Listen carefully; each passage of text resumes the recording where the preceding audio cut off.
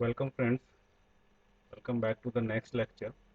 तो आज हम लोग एंट्रोपी चैप्टर का क्वेश्चन देखेंगे अपने वेस्ट बंगाल बुक का, जो हम लोग ने स्टार्ट किया था प्रीवियस ईयर क्वेश्चन का। तो आइए देखते हैं पहला क्वेश्चन क्या था। एंट्रोपी में be expressed as a function of pressure and temperature, temperature and volume, heat and work, all of the above. तो जो इसमें जो काफ़ी मीन्स कई एग्जाम्स में ये क्वेश्चन आ चुका है, और बहुत लोग इसका प्रेशर एंड टेम्परेचर या तो टेम्परेचर एंड वॉल्यूम देते हैं, कोई एक सिंगल ऑप्शन देते हैं। बट इसमें ये दोनों ही ऑप्शन ट्रू हैं, क्योंकि जब आप एंट्रोपी का आप निकालेंगे फंक्शन आइडियल गैस के लिए, तो ये दोनों का फंक्शन आता है। तो आइए देखते हैं। तो both A and B are correct. Work और उसमें नहीं आता है, क्या कहते हैं आपका, हीट के रिस्पेक्ट में ये नहीं आता है रिलेशन। बट ये वॉल्यूम टेम्परेचर के रिस्पेक्ट में आता है। जैसे आप entropy of ideal gases topic में जब देखेंगे, तो D S in terms of volume and temperature निकलता है। D Q equal to D U plus D W जानते हैं आप। तो यहाँ से क्लोज सिस्टम के लिए पी डी वी लिख सकते हैं प्लस डी यू। और डी यू आप सी वी डी टी जानते हैं, तो वहाँ से डी क्यू क्या हो जाएगा, P D V plus C V D T. अब टी से डिवाइड कर दीजिए, डी क्यू बाई टी हो गया, P D V by T, C V D T by T हो गया। तो ये डी क्यू बाई टी आपका क्या होता है, डी एस होता है रिवर्सल प्रोसेस के लिए। तो यहाँ से हम लोग लिख सकते हैं D S equal to P D V by D T, C V D T by T. और परफेक्ट गैस इक्वेशंस क्या होती हैं आइडियल गैस के लिए, that is P V equal to R T या P by T equal to R by B. तो जहाँ पे आपका ये आपका पी बाई टी दिख रहा होगा, वहाँ पे आप आर बाई बी रख लीजिए। ठीक है, और इसको इंटीग्रेट कर दीजिए 1 to 2। तो सिंपली आप जब इंटीग्रेट करेंगे आर बी पहला टर्म और सेकंड टर्म, तो एल एन, ये आर कांस्टेंट बाहर आ जाएगा, तो L N V two upon V one हो जाएगा। सी वी कांस्टेंट हम लोग मान के चलेंगे, वेरी नहीं करता है, ठीक है। तो सी वी भी बाहर आ जाएगा, और यहाँ पे टी का L N T two upon T one हो जाएगा। यहाँ पे आप देख रहे हैं वॉल्यूम और टेम्परेचर का फंक्शन आया है डी एस। इसी तरह से प्रेशर और वॉल्यूम का आएगा, ठीक है। तो प्रेशर और वॉल्यूम में आप देख सकते हैं कि इसी तरह से इंटीग्रेट करेंगे तो वॉल्यूम और प्रेशर का टर्म आ जाएगा, फिर इसी तरह से आपका टेम्परेचर और प्रेशर का भी आ जाएगा, टी और पी का। तो ये जो क्वेश्चन आप देख सकते हैं, यहाँ पे प्रेशर टेम्परेचर भी है और temperature volume both A and B are true, ठीक है। इसका बोथ ए एंड बी, तो इसको आप रेज कर सकते हैं विद गिविंग, मीन्स आप बुक्स के मतलब अ, वो दे सकते हैं अगर किसी एग्जाम में आए तो both A and B are true, ठीक है। तो आगे देखते हैं दूसरा क्वेश्चन क्या है। In a reciprocating air compressor, the work input is minimum when the compression in is isentropic, polytropic, isothermal, isobaric।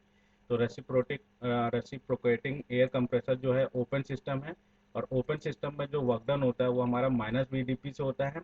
और जब यहाँ पे देखेंगे, जैसे हमने जब क्लोज सिस्टम वर्क डन के लिए देखते हैं, तो जो वर्क डन होता है वो वॉल्यूम एक्सिस पे प्रोजेक्ट कराते हैं, बट यहाँ पे हम लोग जो होगा प्रेशर एक्सिस पे प्रोजेक्ट कराएंगे, मतलब दिस एक्सिस पे। यहाँ पे आप देख सकते हैं कि आइसोथर्मल के लिए सबसे कम एरिया आएगा, ठीक है। तो आइसोथर्मल प्रोसेस के लिए सबसे कम एरिया किस में मिलता है हमारा, आइसोथर्मल प्रोसेस में, ओपन सिस्टम वर्क तो और रेसिप्रोकेटिंग। तो इसका जो आंसर हो जाएगा वो आपका क्या हो जाएगा, simply that is isothermal work. कहाँ से मिल रहा है आपको, ग्राफ से दिख रहा है, ठीक है, ओपन सिस्टम वर्क का। तो आइसोथर्मल, सी ऑप्शन ट्रू है। अगला क्वेश्चन क्या है आपका, the condition of a reversible cycle process is. तो condition of a reversible cycle process के लिए आपका अगला टॉपिक जो होगा क्लॉसियस इनइक्वालिटी हम लोग पढ़ते हैं। वहाँ से आप देख सकते हैं क्लॉसियस इनइक्वालिटी क्या कहता है, cyclic integration of delta Q by T is less than always less than equal to zero. और जो साइक्लिक इंटीग्रल है वो जीरो किसके लिए होता है, रिवर्सिबल के लिए और रिवर्सिबल प्रोसेस के लिए। और जब इरिवर्सिबल के लिए निकालेंगे तो वो लेस देन हो जाएगा। तो इसका प्रूफिंग कैसे है, एक हम लोग ने ये साइक्लिक इंजन ले लिया, बीच में हीट इंजन है, क्यू आर ले रहा है और क्यू आपका थर्मल रिजर्वायर में सिंक में दे रहा है। तो ये जहाँ पे हीट मतलब ये हमारा सिस्टम है, ठीक है, साइक्लिक इंजन। तो इसमें हीट इनपुट हो रही है, तो प्लस का क्यू आर, और ये माइनस का साइक्लिक इंटीग्रल कर, माइनस का जहाँ पे बाहर निकले तो माइनस क्यू बाई टी। और हमें पता है कि ये रिवर्सिबल साइकिल है, बोल के रखा है। रिवर्सिबल साइकिल के लिए हम लोग एक फॉर्मूला पढ़ चुके हैं, ये सबसे इंपॉर्टेंट फॉर्मूला कई जगह यूज होगा, that is Q R upon Q equal to function of T R upon T के बराबर होता है। तो इसको रीअरेंज कर देंगे, तो Q R upon T R equal to Q by T हो जाएगा। तो जब दोनों इक्वल है तो ये और ये टर्म कैंसिल हो जाएगा और जीरो आ जाएगा। तो हमारा यहाँ पे बन क्या जाएगा, that is cyclic integral of D Q by T equal to zero किसके लिए होता है, ध्यान रखिएगा, रिवर्सिबल के लिए होता है, ठीक है। यहाँ पे हमारा कौन सा ऑप्शन ट्रू हो जाएगा, that is A option true हो जाएगा, ठीक है। अगला क्वेश्चन देखते हैं। अगला क्वेश्चन था हमारा, 1 kg of ice melts at 0 degree centigrade into water at same temperature, ठीक है, वाटर में कन्वर्ट हो रहा है same temperature that is 0 degree centigrade. तो चेंज इन एंट्रोपी पूछा है, वो भी कैलोरी पर केल्विन में। तो हमें कुछ थोड़े बहुत यूनिट्स का इसमें ध्यान रखना पड़ेगा, ठीक है। और हमें लेटेंट हीट आइस की पता रहनी चाहिए कितनी होती है, 80 कैलोरी पर ग्राम होती है लेटेंट हीट ऑफ फ्यूजन, ठीक है। The amount of heat absorb by each gram of ice in melting और is given by each gram of water in freezing. तो heat required to melt 1 kg ice at 0 degree centigrade से to water 0 degree centigrade, क्या होगा latent heat कितना है, Q mass of ice into latent heat. Mass कितना दिया है, 1 kg दिया हुआ है, और लेटेंट हीट 80 किलोग्राम आपका दिया हुआ कितना पर ग्राम। अब इसको ग्राम में कन्वर्ट कर देंगे तो यहाँ पे कितना आ जाएगा, कैलोरी 8 × 10⁴ कैलोरी आ जाएगा। अब एंट्रोपी चेंज हम जानते हैं कितना होता है, S2 - S1 इंटीग्रेशन 1 to 2 और dQ/T, ठीक है, ये हम लोग जानते हैं। और मैं बोला कि टेम्परेचर कांस्टेंट है, मतलब टेम्परेचर चेंज नहीं हो रहा है इस ट्रांसफॉर्मेशन में। तो ये टी हम इंटीग्रेशन के बाहर ला सकते हैं।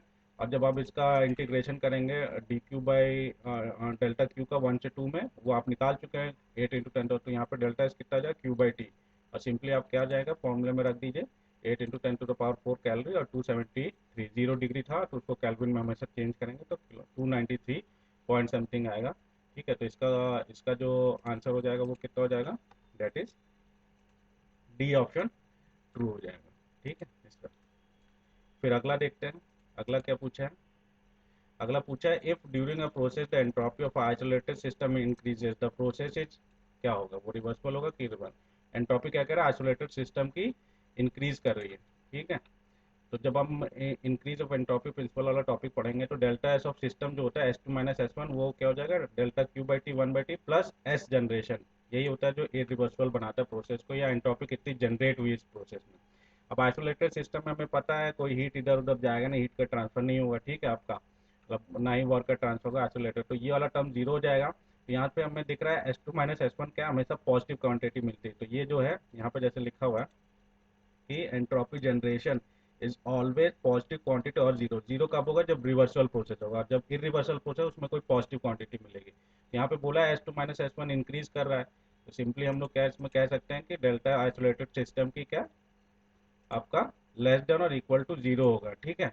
जीरो कब होगा, जब वो रिवर्सल प्रोसेस दे दिया होगा आइसोलेटेड सिस्टम, और आपका जब इरिवर्सल होगा तो आपका ग्रेटर देन जीरो आएगा, ठीक है। तो यहाँ पे ये तीन आप देख सकते हैं फॉर एन आइसोलेटेड सिस्टम, अगर डेल्टा एस आपका ग्रेटर देन जीरो आ रहा है, इंक्रीज करते हुए आ रहा है, दैट इज वो इरिवर्सल प्रोसेस है। और अगर जीरो है तो वो रिवर्सल प्रोसेस। अगर लेस देन आ जा रहा है आइसोलेटेड सिस्टम का, मतलब सिस्टम प्लस सराउंडिंग रहेगा उसमें के लिए आपका जो यूनिवर्स का हमेशा एंट्रोपी हमेशा बढ़ता रहेगा, तो उस सिस्टम में क्या हो जाएगा, हम लोग मान के चलेंगे कि इम्पॉसिबल है कि एंट्रोपी कभी भी घटेगी नहीं, ठीक है। तो वो प्रोसेस पॉसिबल नहीं है, हमेशा एंट्रोपी बढ़ते है किसी भी स्पॉन्टेनियस प्रोसेस में, जैसे इसमें लिखा हुआ है irreversible और spontaneous process occur only in the direction for which entropy of the universe or that an isolated system increases, ठीक है, ये लाइन याद रखिएगा। और बाकी एंट्रोपी चैप्टर में हम लोग इसको डिटेल में पढ़ेंगे जब हम पढ़ाएंगे इसको, ठीक है। अगला क्वेश्चन देखते हैं, तो इसका क्या हो जाएगा ऑप्शन, दैट इज इरिवर्सिबल, ठीक है, इरिवर्सल प्रोसेस के लिए बढ़ेगा, ठीक है। एक बार चेक भी कर लेते हैं, that is option D.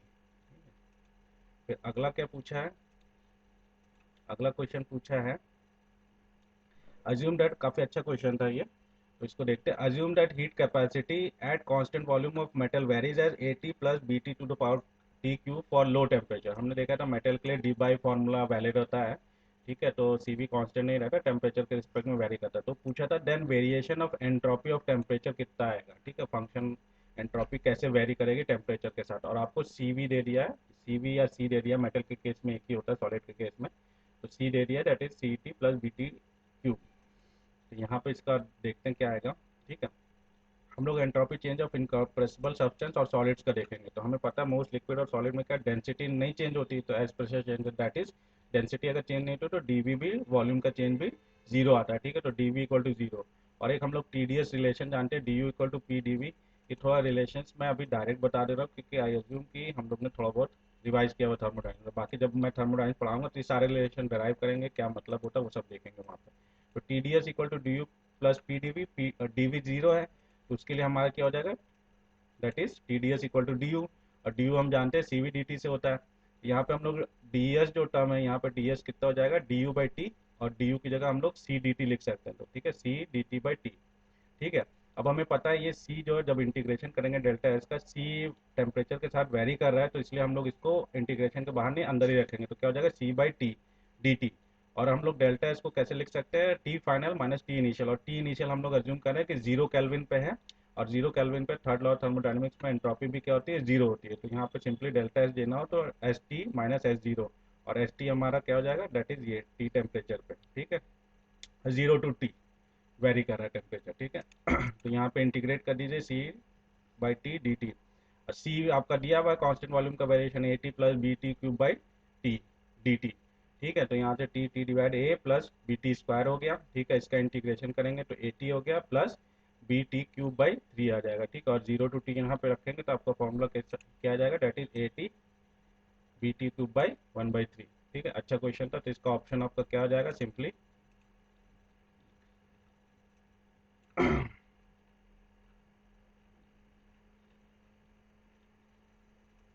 A T B T cube by option C. ये आया था आपका, दैट इज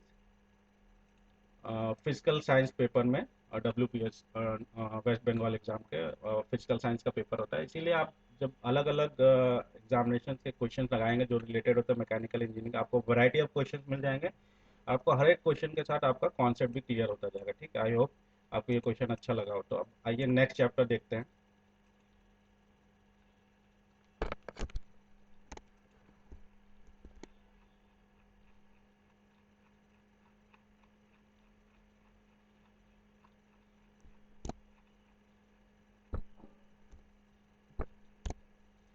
तो अगला क्वेश्चन अगला जो क्वेश्चन है वो आपका प्रॉपर्टीज ऑफ प्योर सब्सटेंसेस से आया है, heading properties of pure substances. तो पहला क्वेश्चन आपका क्या पूछा था, दैट इज ट्रिपल पॉइंट क्या होता है। ठीक है, ट्रिपल पॉइंट, तो इसका ऑप्शन आपका जो है डी ऑप्शन है, that is the point where three phases, that is solid liquid and gas exist together. ठीक है, इसका एक डायग्राम देख लेते हैं।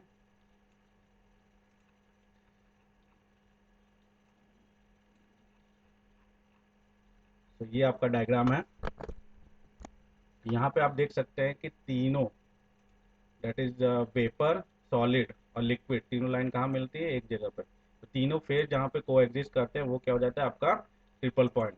ठीक है, फिर अगला जो क्वेश्चन आपका आया था, ये भी काफी अच्छा क्वेश्चन है, for equation of state, for equation of state sorry, P equal to R T V minus B exponential to the power, ये minus A R T V लिखने का तरीका होता है, E to the power X को। ठीक है, the critical volume and temperature are respectively, ये भी पूछा गया था फिजिकल साइंस पेपर में, अच्छा क्वेश्चन है प्योर सब्सटेंसेस के। जब हम लोग इक्वेशन ऑफ स्टेट पढ़ते हैं, जैसे कि आपको याद है वेंडर वाल इक्वेशन, फिर और भी दो तीन इक्वेशन ऑफ स्टेट है जहाँ पे रियल गैस के लिए, आइडियल गैस के लिए तो P V equal to M R T use होता है, बट रियल गैस के लिए वो रिलेशन वैलिड नहीं होता, तो कुछ इक्वेशन ऑफ स्टेट दी जाती, तो ये निकालना था हमें critical volume of critical temperature. तो यहाँ पे हम लोग जब पीवी डायग्राम अगर आपको याद हो, तो पीवी डायग्राम में जब आप क्रिटिकल आइसोथर्मल लाइंस देखेंगे तो आइसोथर्मल लाइंस इस तरह से जाती है, एक बार आप थोड़ा सा रिवाइज कर लीजिएगा। तो क्रिटिकल पॉइंट ये पॉइंट होता है जो डोम का सबसे टॉप मोस्ट पॉइंट होता है। ठीक है, तो क्रिटिकल पॉइंट पे आप देखेंगे यहाँ पे जो क्रिटिकल पॉइंट का जो स्लोप है वो आपका चेंज होता है, कि मतलब यहाँ पे आपका जो स्लोप है और यहाँ पे जो इसके पॉइंट के बाद का स्लोप है वो चेंज हो जाता है सिंपली। तो यहाँ पे क्या हो जाएगा आपका हॉरिजॉन्टल हो जाएगा, तो इसलिए यहाँ पे जो स्लोप है वो जीरो होगा, डी वाई बाई यहाँ D Y by D H slope, that is D P by D V, ये वॉल्यूम एक्सिस है। ठीक है, यहाँ पे आप देख सकते हैं, it has been observed that PV diagram that critical isotherm lines जो होती है isothermal exhibit horizontal inflection point at the critical point, तो ये inflection point कहलाता है critical point पे। और at inflection point क्या होता है, first derivative pressure with respect to volume is zero होगा, since curve is flat at depth, वहाँ पे जो कर्व है वो फ्लैट होता है। ठीक है, as well as the second derivative भी जीरो होगा because the curvature neither upward nor downward, यहाँ पे ना अपवर्ड है और ना ही डाउनवर्ड है। ठीक है, उस पॉइंट पे एग्जैक्टली तो वहाँ पे सेकंड डेरिवेटिव भी जीरो होता है। तो थोड़ा ये मैथमेटिक्स का टर्म है, जब आप कॉन्केविटी ऑफ कर्वेचर पढ़ेंगे तो वहाँ पे आपका सेकंड डिफरेंशियल के कॉन्सेप्ट आएंगे, और यही कॉन्सेप्ट आपका स्ट्रेंथ ऑफ मटेरियल में भी यूज होता है। ठीक है, जब आप उसका कर्वेचर देखने जाएंगे तो यही इम्प्लीकेशन जो काफ़ी इंटरेस्टिंग होता है। और मैथमेटिक्स में क्या हो जाएगा, dp by dv at temperature, critical temperature पे इक्वल टू जीरो, और डबल डिफरेंशिएशन सेकंड डेरिवेटिव भी वहाँ पे जीरो होगा। और ये इक्वेशन ऑफ स्टेट दी हुई है, यहाँ पे फर्स्ट डेरिवेटिव दिया हुआ है, तो यहाँ पे आप इस फंक्शन को डिराइव डिफरेंशिएशन करना पड़ेगा, थोड़ा मैथमेटिक्स भी रिवाइज करिएगा, और यहाँ पे कोई गलती हो तो मेरे को थोड़ा सा आप इन्फॉर्म कर दीजिएगा कि डेरिवेटिव निकालने में गलती हुई कुछ। तो ये मेरी आपसे रिक्वेस्ट है कि हर चीज़ पे थोड़ा सा मेरा मैथ वीक है, but I try to learn from, कोई गलती ना हो, बट तब भी अगर कुछ डिफरेंशिएशन में गलती हो तो मुझे मेल करके ज़रूर इन्फॉर्म करें। तो प्रोडक्ट रूल से आप जब इसको डिफरेंशिएट करेंगे, मैंने कोशिश की है सारा डिफरेंशिएशन स्टेप्स में लिख दूँ, ठीक है। तो ए छोड़ देंगे, फिर बी का करेंगे, फिर बी छोड़ देंगे, फिर ए का करेंगे। तो यहाँ पे आप निकालेंगे तो पहला इक्वेशन आपका जाएगा सिंगल डिफरेंशिएशन में A R T V square equal to 1/v minus B. Second derivative निकालेंगे इसी फंक्शन का, तो आपका आ जाएगा 2a/rt v³ equal to 1v minus B का होल स्क्वायर इक्वेशन टू। कोई भी स्टेप नहीं समझ में आएगा तो प्लीज़ मेरे को मेल करिएगा। इसलिए मैं हमेशा मतलब ट्राई करता हूँ कि लास्ट बेंच पे बैठे हुए स्टूडेंट्स को भी सारा चीज़ आ जाए। तो मेरी जो मेल आईडी है वो आप यहाँ पे एक बार मैं लिख दे रहा हूँ, क्रिस्टल लर्निंग जो मेरा चैनल है, और डॉट डॉट लगाइएगा अबीर, ठीक है, डॉट जरूर लगाए, डॉट अबीर @gmail.com, ठीक है। ये मेरा मेल आईडी है। इस मेल आईडी पे कोई भी स्टेप कहीं पे कोई गलती होगी वो भी लिखिएगा, और कोई स्टेप नहीं भी समझ में आएगा तो वो भी मेरे को मेल करेंगे, ठीक है। फिर आप जब सेकंड डेरिवेटिव जब आप निकालते हैं तो सिंपली आपका इक्वेशन टू आ जाता है, 2a/rt v³ equal to 1 - v/b का होल स्क्वायर, ठीक है। तो एट क्रिटिकल पॉइंट पर टेम्परेचर क्या टीसी के बराबर, और वॉल्यूम क्या हो जाएगा VC, critical volume. To find VC divide equation 1 by equation 2 से डिवाइड कर दीजिए सिंपली, तो यहाँ से वीसी इक्वल टू 2b आ जाएगा। और टीसी निकालना है तो वीसी की वैल्यू किसी एक इक्वेशन में रख दीजिए, तो हमने इक्वेशन 1 में रखा है, that is TC equal to, तो आपका दो इक्वेशन यहाँ पे सॉल्व हो जाएगा, that is VC equal to 2b आ जाएगा, और टीसी इक्वल टू a/4b/r आ जाएगा। तो आप देखते हैं कौन सा इक्वेशन ऑप्शन सेटिस्फाई कर रहा है, that is option C, V C equal to 2b, और टी सी कितना है a/4b/r। सो आई होप कि आपको ये दो चैप्टर के क्वेश्चन अच्छे लगे, कुछ नए कॉन्सेप्ट आपको सीखने को मिले होंगे कि कैसे हम क्वेश्चंस को सॉल्व करेंगे। और धीरे धीरे जैसे आपके साथ और क्वाइट फेमिलियर होते जाएंगे, हमारा जो ये क्वेश्चन सीरीज मैक्सिमम चलती रहेगी, और आप लोग का सपोर्ट मुझे चाहिए होगा, ताकि थोड़ा सा कॉन्फिडेंस भी मिलता रहे कि आपको समझ में आ रहा है कि नहीं। अगर आप कमेंट भी लिखेंगे तो मेरे को समझ में आ जाएगा कि आपको लेक्चर्स कैसे लग रहे हैं, क्या कमी है। आप कुछ इम्प्रूवमेंट के लिए मुझे सजेशंस भी दे सकते हैं कि टीचिंग स्टाइल में और क्या चेंज करें। तो आई होप कि आपके कुछ कंस्ट्रक्टिव सजेशंस मुझे मिलेंगे, और आपका सपोर्ट भी मिलेगा, ताकि हम लोग जो ये क्वेश्चंस के थ्रू जो कॉन्सेप्ट बिल्ड करते हैं वो हम लोग देखेंगे कि आफ्टर ऑल फाइनली हमें क्वेश्चंस ही लगाना है। तो यहाँ पे मैं कोशिश करता हूँ कि मैक्सिमम थ्योरी दे दूँ, और जो थोड़ा बहुत चीज़ें नहीं समझ में आती हैं वो मैं जब आपको सब्जेक्ट पढ़ाना स्टार्ट करूँगा तो वहाँ पे और मैं क्लियर करता चलूँगा। अभी थोड़ा लग सकता है कि हम लोग भाग रहे हैं, वो इसलिए कि मैं डायरेक्टली क्वेश्चन सॉल्व कर पा रहा हूँ, ठीक है। पर तब भी मैं कोशिश किया हूँ कि आपका मैक्सिमम फुल सोल्यूशन दे दूँ। तो जिनको for those students who don't know Hindi, they can simply just check the text of the PDF which I am showing. Like here you can see, like this is the theory which I am showing. So here it is written in English only. So you can read out this, and if you don't understand anything, you can just mail me and I will explain again these questions to you. So I hope कि आपको आज का lecture पसंद आया हो। तो मिलते हैं नेक्स्ट लेक्चर के लिए। Thank you so much for watching the lecture.